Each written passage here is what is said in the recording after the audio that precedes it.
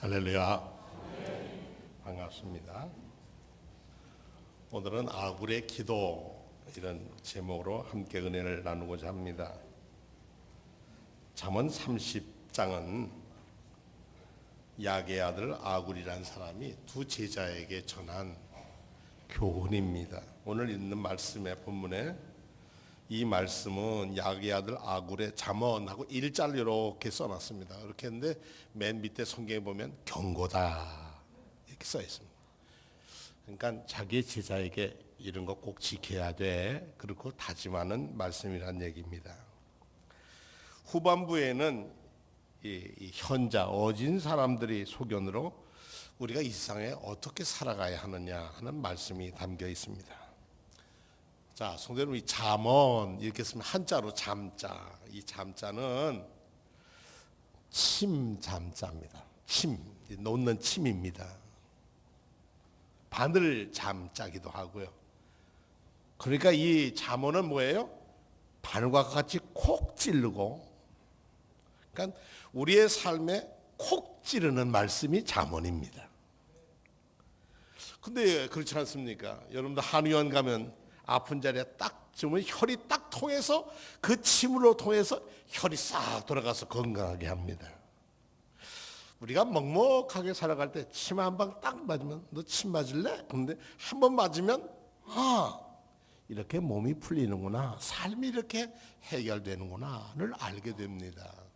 영어는 proverb라고 하는데 잠언이란 우리말에 더 꼭 맞는 말 같습니다. 꼭 찌르는 말씀. 우리의 무딘 마음에 힘을 놓아서 주님 안에서 영적인 순환을 원활하게 하는 겁니다. 오늘 있는 말씀은, 오늘 본문의 말씀은 여러분의 영적 생활에 콕 찌르시는데 하나님의 말씀으로 여러분을 찔러서 영적으로 침체되어 있거나 지쳐 있거나 병들었거나 힘든 분들을 원활하게 돌리는 힘이 있다는 말씀입니다. 그래서 이 잠언은 가르쳐 훈계하는 말 또는 사람이 살아가는데 교훈이 되는 짧은 말, 사전에는 그렇게 써 있습니다. 그러면 잠언은 성경에만 있냐? 아닙니다. 이미 오랜 인류 역사를 통해서 왕실에서, 특별히 왕실에서 자기의 자녀들, 왕자들을 키우기 위해서 그 시대의 가장 어진 사람, 현자를 통해서 가르쳤습니다. 그리고 모은 말들이 많이 있었습니다.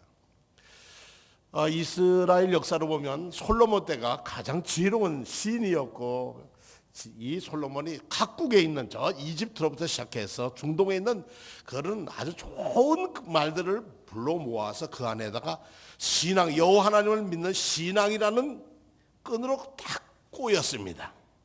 그래서 우리에게 선물로 남겨주셨어요. 그러니까 우리가 성경에 있는 말씀이 우리가 논어에도 있고 말입니다. 명심보감에도 들어있고요. 똑같은 뜻을 어느 인류에 사는 데에는 그런 것이 다 통합니다. 그러니까 이 잠언이란 말은 마음에 담아둘 말입니다. 그래서 마음에 잘 담아두면 이것이 내가 잘못 갈 때 꼭 찌르는 침이 돼서 그때 이랬지, 그리고 다시 돌아서게 한다는 뜻입니다. 히브리 말로는 마샬이라는 말을 쓰는데 그것은 지배한다는 뜻입니다. 이 말씀이 그 사람의 삶을 지배한다는 거예요. 예를 들면 이런 말씀이죠. 은은 도가니를, 금은 용광로를, 사람은 그가 받는 칭찬으로 가려진다, 이런 말씀이죠. 길이 멀어야 말의 힘을 알 수 있고 시간이 흘러야 사람의 마음을 알 수 있다. 이런 건 명심보감에 있는 것과 똑같습니다. 거의 같은 말씀들이 담겨져 있습니다.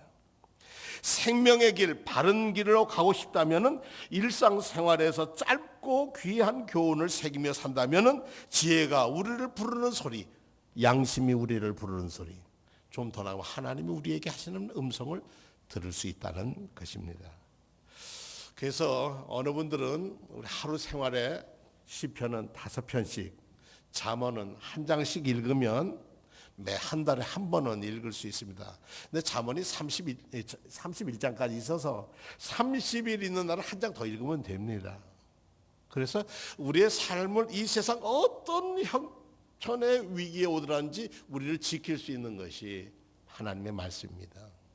하나님께서 지으신 모든 것이 선함에 감사함으로 받으면 버릴 것이 없나니 하나님의 말씀과 기도로 우리의 삶이 어떻게 된다고요? 거룩해집니다. 자, 한번 읽어볼까요? 시작. 하나님께서 지으신 모든 것이 선함에 감사함으로 받으면 버릴 것이 없나니 하나님의 말씀과 기도로 거룩해집니다. 아멘. 거룩해진 것은 하나님 앞에 설 수 있다는 거예요. 떳떳해진다는 말과도 같아요. 지혜자들을 통해서 전해주는 이 말씀은 하나님의 뜻을 이루는 길로 우리를 인도해 줍니다. 아굴은 참 겸손한 사람이었습니다. 하늘에서 내리는 눈송이처럼 겸손하고 자신을 가리켜 나는 다른 사람에 비하면 우둔한 짐승이여, 그리고 자기를 낮출 줄도 알았고 사람의 총명이 모자라서 지혜를 배우지 못하고 지극한 거룩한 분을 나는 잘 몰라, 그러나 알고 싶어, 이렇게 사모하는 사람입니다. 2절과 3절에 보면 나는 다른 사람에 비하면 짐승이라 내게는 사람의 총명이 있지 아니하니라 나는 지혜를 배우지 못하였고 또 거룩한 자를 아는 지식이 없거니와 이랬습니다. 하나님의 말씀은 순결하여서 하나님은 자기를 의지하는 사람에게 방패가 되어주신다를 믿는 사람이었습니다. 그러니까 믿음이 참 좋은 사람, 지혜로운 사람이 아굴이었다, 이렇게 볼 수 있습니다. 아굴이 하나님을 향해서 두 가지 간청을 합니다. 하나님, 저 소원이 있는데 이 두 가지를 좀 들어주세요. 첫째는 제게서 허황된 거짓말을 멀리하게 해주십시오. 두 번째는 저를 가난하게도 마시고 부유하게도 말아주십시오. 먹고 살 만큼만 주십시오. 이런 사람이었어요. 우리는 더 많이 가지고 더 누리고 더 그래야 한다고 하잖아요. 그런데 아굴이라는 사람은 그러지 않았어요. 그걸 누구에게? 두 제자에게 너희들 욕심 부리고 살지 마라. 있고 먹으면 줄 알면 족한 줄 알아. 우리 교회 권사님 한 분이 공직에 계셨는데 평생 당신의 좌우명이 내가 있고 먹을 곳 살 곳 있으면 더 이상 깨끗하게 공직을 끝내고 나오실 수 있었어요. 그게 그분을 붙드는 말씀이었어요. 이게 잠언이 침이에요. 흔들릴 때마다 여러 가지 유혹이 올 때마다 그는 자기를 지킨 거예요.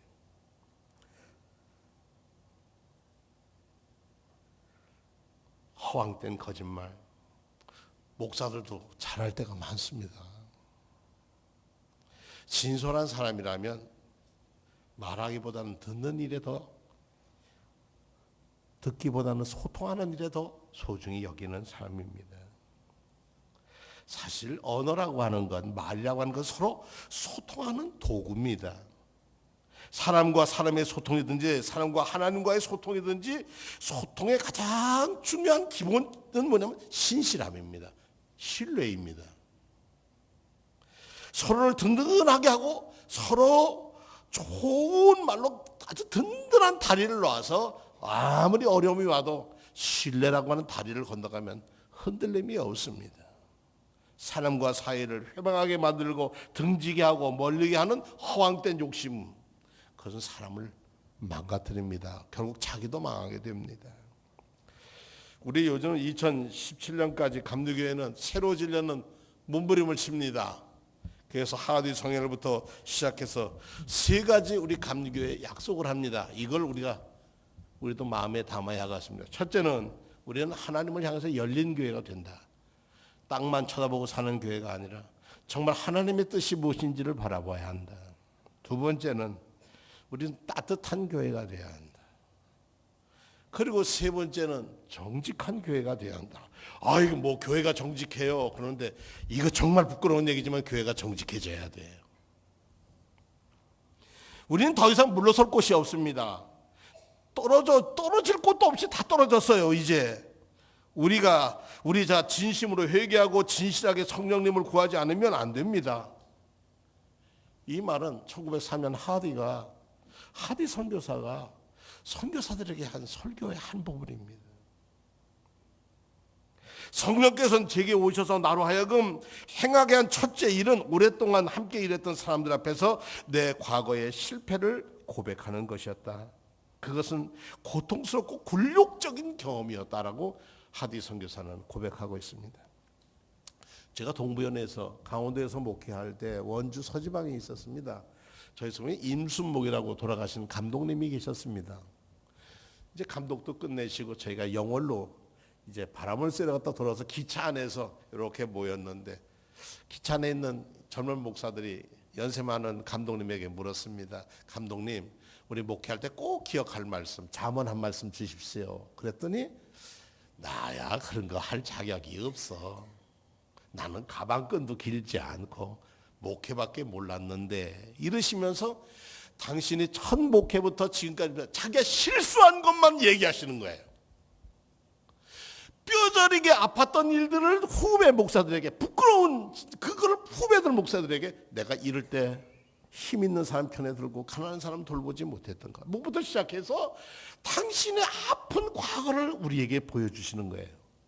저는 여지껏 감리교에서 40년 목회하면서 그런 분 처음 뵀어요. 자기의 아픈 것, 자기 일을 따라서 자라올 후배 목사들에게 일어나 잘못하지 마라. 내가 잘못한 게 성공 사례는 얼마든지 많은데 실패 사례, 내가 목회하면서 목사가 이런 실패했단다. 그래서 내가 사과했던 얘기, 그런 거를 쭉 알려주시는 거예요. 저는 그분은 세상은 떠났지만 그분의 딸과 사위는 제 그 근처에 가까이 있습니다. 감리교회가 지금은 회개할 때입니다. 회개는 지도자부터 하는 겁니다. 윗사람부터 하는 거지 아랫사람부터 하는 건 아닙니다. 윗사람부터 회개를 해야 뭐 아래로 흐릅니다. 나의 수치스러운 거, 메르켈 독일 총리가 나치 전범들의 아픔을 갖고 그 앞에서 물을 끓고 그 앞에서 꽃을 바치면서, 베를린 가보면은 홀로코스트 학살한 그 형제, 여기는 누구네가 몇 년부터 몇 년까지 마리아 아무레 누가 살았던 집, 그리고 동판을 박아놨어요. 그 얘기 뭐예요? 우리 나치가 이 사람들을 죽음으로 몰았다는 것을 기록해 놓고 있어요. 우리 옆에 나라 일본하고는 정말 달라요. 자기 아픔, 자기의 치부를 드러내면서 어떻게 해요? 자기들에게 뭘 가져와요? 모든 세계 사람으로부터 신뢰를 받는 거예요. 뭐가 더 큰 것인지 모르는 사람들이 참 많아요, 세상에. 회개는 뭘 우리가 회개할 건가? 교만과 죄로 다쳤던, 하나님과 소통이 막혔던 것, 기도를 게을리했던 것도 회개해야 합니다. 성령께서 우리 자신을 얼마나 큰 죄인으로 보게 하시면 우리는 누구도 비난할 수가 없습니다. 이제 우리가 명예도 재물도 배설물처럼 여기면서 주님 한 분만으로 만족해야 합니다. 그러니까 우리는 교회가 위선을 벗어야 합니다. 그리고 세상 속에서 우리는 그냥 말없이 부끄럽지 않게 살아가도록 우리 생활을 부끄럽지 않게 그저 당연히 우리가 해야 할 일을 하면 됩니다. 그게 뭘까요? 이웃을 사랑하는 일입니다. 그거 그냥 사랑하면 이웃들이 보고 저 사람은 그래 그리스도인이야. 저희 아이가 그런 말을 해요. 친구 하나가 강원도 모시에서 방송국에 PD로 일하고 있는데 선배인데, 그 회사 들어갔더니 너 종교 뭐냐 하고 거기서 기독교 그랬었더니 팽 하더라는 거예요. 그 다음부터 자기를 참 이상한 눈으로 보는데 왜 그런가 하고 들어갔더니 그 직장에서 제일 높대는 사람 중에 하나가 아주 예수 잘 믿는 신학대학 나오고 뭐하고 했다는 사람인데 못된 짓이란 못된 짓은 다 하더라는 거예요. 그러니까 자기가 인사카드에 기독교라고 쓴 것이 감당할 수 없는 짐이었더라는 거예요. 그래서 자기는 말없이 그냥 말없이 살았대요. 그런데 어느 날 3년이 지나니까 회계과 직원이 얘기가 달라지더래요. 왜냐니까 당신은 그리스도인이라고 그래요. 왜냐? 여러분들 회계과는 뭐죠? 세금 보고할 때 보니까 당신이 월드비전에 가난한 사람 누구에게 구조하고 누구에게를 도와주고 가난한 나라 누구 후원금 내고 어디 내고 11조 내고 뭐 내고 한 게 다 있잖아요. 거기에 그걸 보면서 당신은 그리스도인이라고 인정하더라는 거예요. 3년이 지나니까 그동안 자기는 말 못하고 살았다는 거예요. 우리가 밖에 나가서 그리스도인이라고 떳떳해야 돼요. 직장에서나 이웃에게나 그래요. 전 어려서 들은 선배 목사님들이 말씀이 그래요. 젊은 애 시골에 총각 목사가 갔는데 호박을 이렇게 볶아다 주니까 아우 난 애호박 참 좋아요 그랬더니 그 권사님이 매일 아침 애호박을 갖다 주는 거예요. 이 집에 무슨 호박이 많아서 그런가 오다가 남의 집 담에 있는 것까지 따다 주더라는 거예요. 우리 전도사가 좋아한다니까 남의 것 따다 주고서는 자기는 그것이 충성하고 사랑한다는 표현이라고 생각했겠죠. 남의 집에서 아침에 따서 아침밥으로 반찬 하려고 보면 그게 없어지는데 새벽기도 가다가 딱 가니까 그걸 그저 일어나는 사람이 어디 있어요. 그랬더라는 거예요. 이런 것 곤란해요. 이웃에 대해서 나는 움켜쥐고 이웃이 가난하든 굶든 나는 몰라요 하면 그거는 그리스도인이 아니에요. 이웃을 향하여 교회가 투명해야 돼요. 또 우리는 회개로 마음이 따뜻해져야 합니다. 왜 이렇게 냉랭해요 세상이? 그래도요 그런 가운데도 따뜻한 사람들 많아요. 오늘 아침 보니까 뭐 이건 탤런트 얘기해서 안 됐습니다만 어떤 탤런트가 집을 졌는데 뭐 70억을 남았다나 땅값이 올라가가지고 집값이 좋아졌대요.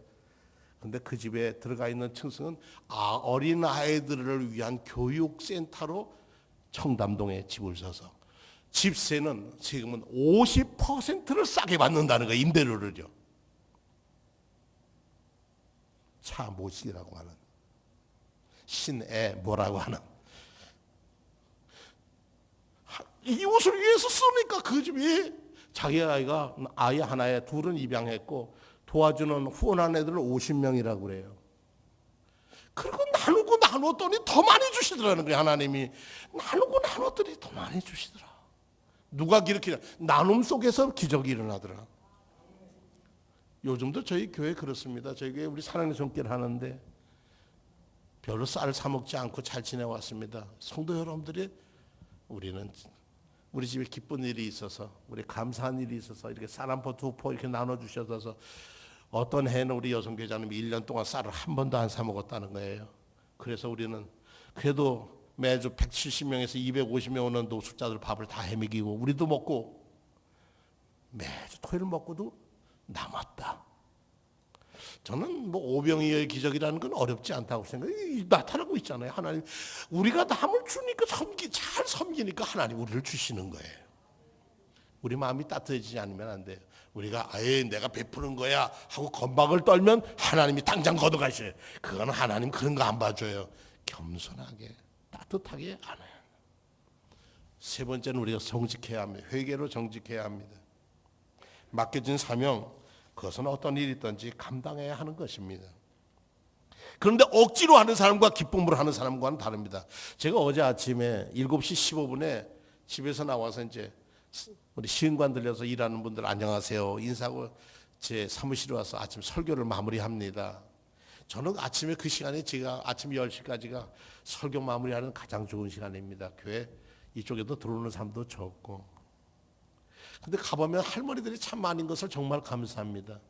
저분 안 보이면 어떡할까? 세상에 노인 문제가 어떻다는데 우리 교회 우리 할머니 여성교원들은 너무나 고마워요. 내가 일생이 다 움직일 수 있을 때까지 나를 통해 사는 사람을 섬기고 산다면 하늘나라 가서도 여러분들은 하나님이 여러분들을 품에 안아주실 줄로 믿습니다. 그게 사랑이에요. 그게 하나님 앞에 설 수 있는 거예요. 나는 시간이 없어 그러면 아까 말씀드린 물질로 돕는 분도 있고 기도로 돕는 분도 있고 그래서 어떻게 하나님을 기쁘시게 할까?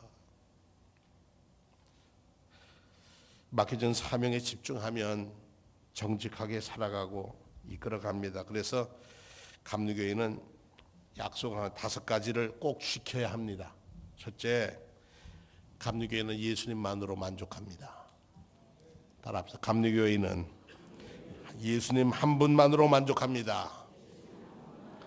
두 번째입니다. 감리교회는 하루에 한 가지씩 선한 일을 합니다. 한 가지 이상입니다. 한 가지 이상. 한 가지 하나만 하라니까 또 하나만 하는 거 아니에요. 한 가지 이상 선한 일. 세 번째로 감리교회는 고난당하는 자를 외면하지 않습니다. 네 번째입니다. 감리교회는 거짓말과 험담을 하지 않습니다.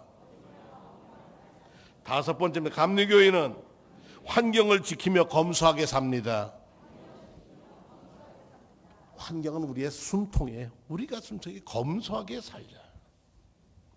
잠언은 이렇게 우리를 꼭 찌르는 말씀입니다. 그래서 마음에 새겨두게 합니다. 상처는 기억이 납니다. 아, 그때 그 말씀이 내게 힘이었구나. 인도의 독립운동가였고 독립가고 인권운동가였던 우리 마하트마 간디가 제일 애껴서 읽은 책이 성경입니다. 그리고 마하트마 간디의 자서전을 보면 그의 방 앞에는 언제나 팔복을 써서 붙여놨습니다. 마음이 가난한 자는 심령이 가난한 자는 복이 있나니. 그는 그리스도인이 아니었습니다. 힌두교인이었습니다. 그런데 그는 거기에 늘 성경을 앞에 보고 자기 자신을 돌아봤습니다. 그의 말에 이런 말이 있습니다. 진실은 신이고 신은 곧 진실이다. 불이 불순물을 태우고 그물을 정지하는 것처럼 진실의 불꽃은 인간을 정화시키고 그 안에 있는 불순물을 없애준다. 회개라고 하는 것은 우리 안에 있는 불순물을 없애는 일입니다. 무엇을 통해서? 회개를 통해서. 회개할 수 있는 힘은 누가 주신다고요? 성령께서 우리를 성령의 불이 닿으면 자기가 죄인인 것을 알게 되고 내가 어떻게 정죄된 사람으로 깨끗한 사람으로 순결한 사람으로 거듭난 사람으로 어떻게 살아야 할지를 스스로 알게 해주십니다. 그러면 그거 사시면 되는 겁니다. 예수께서는 늘 아침 밝기도 전에 일어나서 한적한 곳으로 가서 거기서 기도하셨다고 그랬습니다. 예수님이 뭐라고 기도했을까? 기도의 내용이 없어요. 기도하셨다. 새벽 기도는 예수님이 시작하셨는데 근데 생각을 해보니까 제 생각입니다. 생각을 해보니까 하나님 어제는 이런 일이 있었고 오늘은 어느 지역으로 갑니다. 아버지 하나님 제 가는 길에 동행해 주옵소서. 그런 기도하셨을 거예요. 제 하루의 삶을 하나님께 맡깁니다. 그 다음 날은 또 그 다음 날 맡긴다고 기도하셨을 거예요. 오병이어 기적하니까 사람들이 그걸 왕으로 삼으려고 그랬어요. 야 보리떡 5개 가지고 약 5,000명이 먹거나 이런 사람 왕으로 생기면 우리 정치는 끝이야. 세금도 안 내도 될 거고 얼마나 좋아. 내가 부담하지 않고 편히 이 사람한테 얻어만 먹으면 될 테니까. 말로만 하면 기도만 하면 생기니까. 뚝딱 하면 생기니까. 그때 예수께서 피하셔서 산에 가셔서 기도하셨다. 그리고 제 아들을 저 호수 건너편으로 가라고 보내셨다. 그 칭찬의 자리, 환호의 자리에 머무르시지 않았다. 오늘 아굴의 잠언을 읽으면서 우리는 우리 자신 하나님 앞에서 진실하게 살게 하옵소서. 허황된 말, 거짓말 오늘 하루라도 좀 안 해보시죠. 하루라도. 그거 힘드시면 1시간만이라도 우리 거짓말, 허황된 말 하지 않아 보는 거. 그것이 주님 닮아가는 길이고. 그리고 우리가 너무 부유한 것에만 칭찬받다가 우리가 욕심에 매여서 주님도 잊어버리고 가난해지면 주님을 원망할까 하오니 부하게도 마시고 있는 것으로 족하며 살게 하옵소서. 그렇게 기도해요. 서로끼리 얘기하다 이해관계만 되면 그냥 얼굴색이 싹 달라져서 얼마나 바꿔지는지 몰라요, 세상은. 그래서 어떤 말을 할 때는 이것이 나에게 이득이냐, 그게 진실이냐를 묻는 게 아니라 이게 내게 도움이냐, 덕 보는 거냐, 손해 보는 거냐부터 계산한다면 그래 예수의 사람이라고 할 수가 없지 않겠습니까? 그런 사람을 통해서 예수님은 성경에 보니까 화 있을진저 이 망할 것들, 아주 예수님도 거칠었어요. 그냥 야단을 치셨어요. 그 야단 안에 저와 여러분은 들어있지 않겠습니까? 유혹에 걸리고 덫에 걸린 다음에 하나님 제가 그거 먹으려고서 먹은 거 아니에요. 당신이 짝줄 준 그 저 여자가 내 뼈 중에 뼈고 살 중에 살이라고 했던 아담이 어느 날은요, 저 여자가 날 보고 먹으라고 꼬드겨서 먹었어요 하고 핑계를 대는, 제가 예수 이렇게 못 믿는 것은 생활이 이렇고 뭐가 이래서 핑계를 대서 하나님 앞에 설레도 하나님은 우리의 중심을 다 아신다는 겁니다. 우리의 중심을 아시는 하나님. 진실하게 하나님 앞에 서면 주님은 우리를 도와주십니다. 주 예수 해병서 떡을 떼사 무리를 먹여 주심같이 영생의 양식을 나에게도 풍족히 나누어 주옵소서. 생명의 말씀이 나의 주여 목말라 주님을 찾나이다. 해변서 무리를 먹임같이 갈급한 내 심령 채우소서. 저는 이 3절이 참 좋습니다. 내 주여 진리의 말씀으로 사슬에 얼매인 날, 욕심에 매이고 세상 것에 매인 날 풀어사 내 마음의 평화를 누리도록 영원한 생명을 주옵소서. 그러면 4절 가면 더 좋습니다. 성령을 내 마음에 보내셔서 내 어두운 영의 눈 밝히시사 말씀에 감추인 참 진리를 깨달아 알도록 하옵소서. 이 말씀이 이 한 주간에 저와 여러분에게 이루어지시기를 축원합니다.